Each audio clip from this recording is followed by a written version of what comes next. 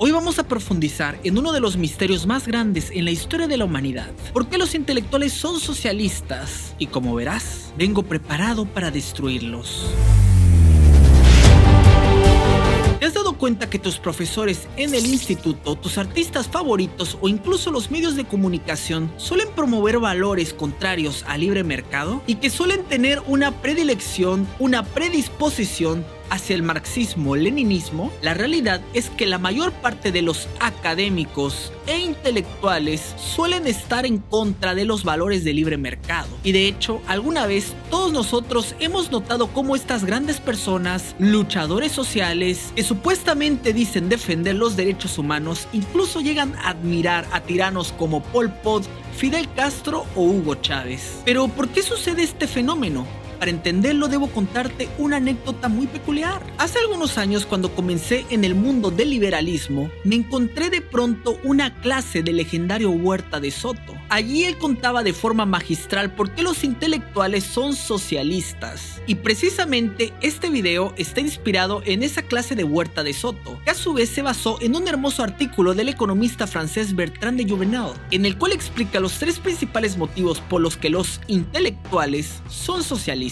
Y el primero de los motivos es la ignorancia. Estos supuestos intelectuales creen saber cómo funciona el mundo, pero casi nunca se preguntan cómo funciona la economía. Son totalmente incapaces de comprender cómo funciona el proceso de mercado. Los intelectuales se creen muy listos, inteligentes, que han estudiado mucho, pero cuando se trata de la ciencia económica, la mayor parte de ellos son unos ignorantes. Y vamos, esto es bastante comprensible. La gran mayoría de ciudadanos no entienden mucho sobre economía. Pero el gran problema de estos intelectuales es que aprovechan su prestigio o relevancia mediática para expresar sus opiniones poco informadas sobre asuntos económicos. Te invito a que platiques sobre economía con uno de estos supuestos intelectuales y te darás cuenta que no tienen la menor idea. Literalmente lo que ellos piensan sobre cómo combatir la pobreza termina siendo contraproducente y provoca más pobres. Y a pesar de que tú les expliques una y otra vez cómo es que funciona realmente el mercado, ellos no lo quieren entender. Y esto nos conduce directamente al segundo motivo: la soberbia. El intelectual piensa que sabe mucho más que el resto de personas, porque según él ha estudiado muchas carreras o leído muchos libros, y cae fácilmente en el grave error de la arrogancia y la soberbia, al punto de que cree saber qué es lo mejor para nuestras propias vidas.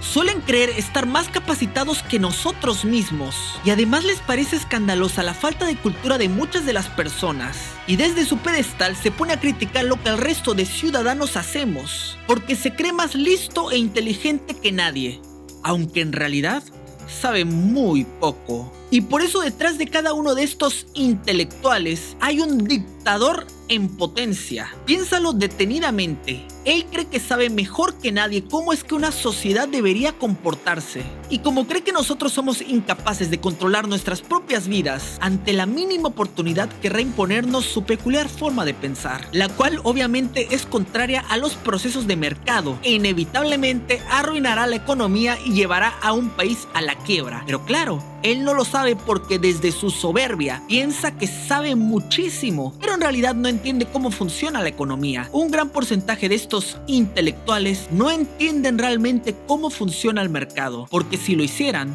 no serían socialistas. Tan simple y sencillo como eso. Pero esto debería aclararnos fácilmente por qué la gran mayoría de estos intelectuales durante toda la historia han adorado y alabado a tiranos comunistas.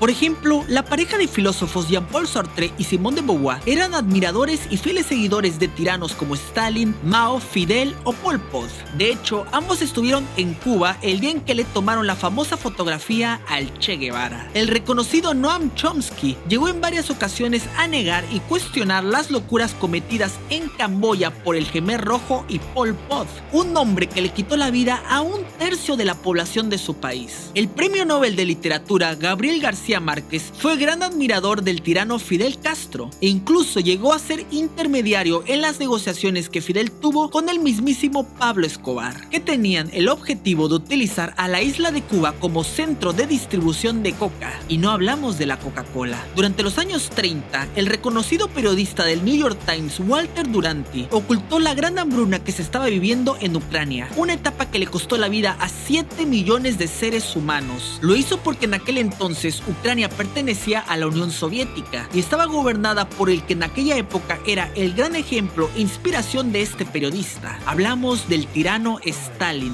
El único motivo por el cual el comunismo a día de hoy no está prohibido, a pesar de ser la ideología más fatal en la historia de la humanidad, es porque la gran mayoría de artistas, intelectuales, políticos y periodistas son comunistas. Pero hay un tercer motivo que explica perfectamente por qué gran parte de todos estos intelectuales están en contra del capitalismo.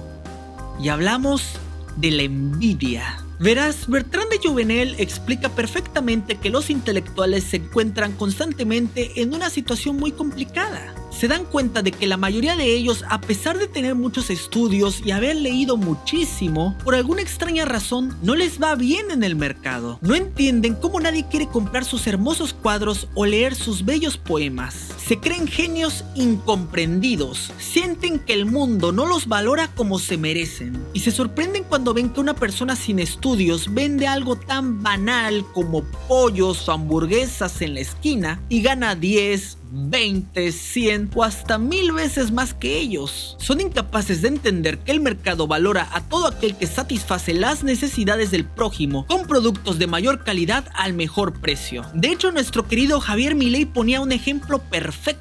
Él hablaba de dos estudiantes que habían ido juntos al instituto. Uno de ellos era muy inteligente, el mejor de la clase, mientras que el otro sacaba muy bajas calificaciones. Pasan los años, ambos crecen y el estudiante que era inteligente se convierte en un científico y se dedica a estudiar cómo funcionan las patitas de las moscas, mientras que el que sacaba malas calificaciones un día se le ocurre una idea fenomenal e inventa el bikini y se hace multimillonario. Obviamente el alumno que tenía buenas calificaciones no lo entiende. ¿Cómo es posible si él había estudiado muchísimo? ¿Por qué el mercado está premiando a este que no hacía nada en la escuela? Mientras que yo, que era el mejor alumno, el estudiante perfecto, a duras penas tengo para sobrevivir. No lo entiende. Y aquí es donde nace esa envidia, ese resentimiento. Y aquí es donde se empieza a hablar de la redistribución de la riqueza y de la justicia social. Piénsalo por un momento. El científico va a pensar que su ex compañero que tenía pésimas calificaciones tiene demasiado. ¿Por qué no mejor lo reparte? ¿Por qué no mejor él y yo tenemos exactamente lo mismo? Esto claramente es un robo, porque para darle al científico habrá que quitarle al inventor del bikini el producto de su trabajo y su esfuerzo. Parece un caso aislado, pero créeme que no lo es. La gran mayoría de los movimientos socialistas han comenzado desde la comodidad del capitalismo. El propio Karl Marx era un resentido social que vivía en Inglaterra, el país de la revolución industrial, y durante gran parte de su vida fue mantenido económicamente por su gran amigo Engels. Irónicamente, Lenin, Stalin y Trotsky planearon parte de la revolución bolchevique en un bar de Inglaterra. Pol Pot, que es conocido como el dictador más malvado de la historia, forjó su ideología en París, Francia. En la ciudad luz fue donde él se enamoró del marxismo-leninismo.